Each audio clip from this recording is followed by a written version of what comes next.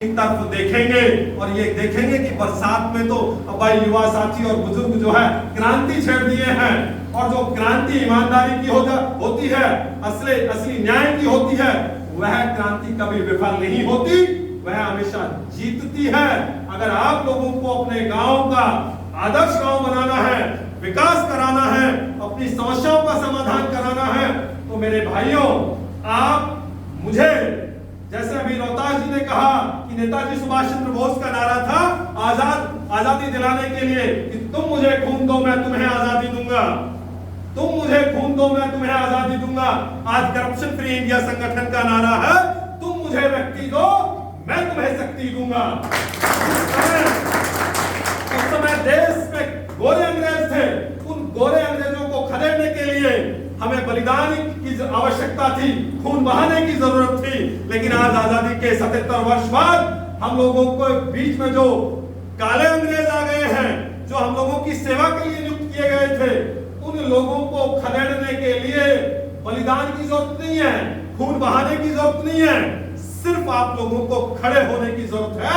अगर आप लोग खड़े हो गए तो मैं दावे के साथ कहता हूं, कोई भी अधिकारी, कोई भी नेता, कोई भी कर्मचारी आप लोगों का शोषण नहीं कर सकता।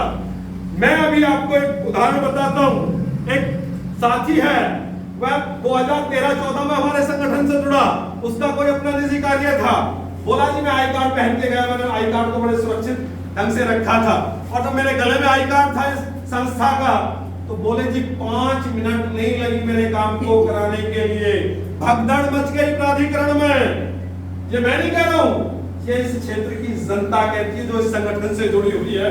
उसका कारण है सिर्फ और सिर्फ ईमानदारी, और ईमानदारी की ताकत के बल पे हम लोग काम कर रहे हैं।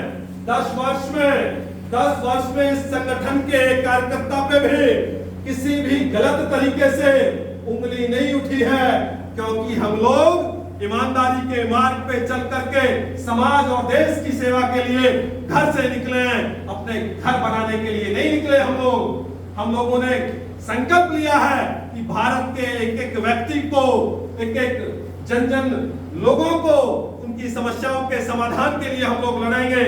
और जब तक भारत भ्रष्टाचार मुक्त नहीं होगा, यानी कि आजादी 77 वर्ष की आजादी के बाद आज जिस गुलामी से हम लोग जूझ रहे हैं, वो है करप्शन, भ्रष्टाचार, शोषण, अत्याचार।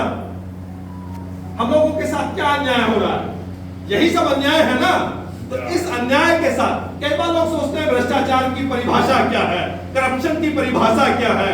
करप्शन क्या सिर्फ पैसे का लेन देन है? पैसे का लेन देन करप्शन सिर्फ भ्रष्टाचार नहीं है। भ्रष्टाचार यह भी है कि यहां प्राधिकरण ने सुपरवाइजर तैनात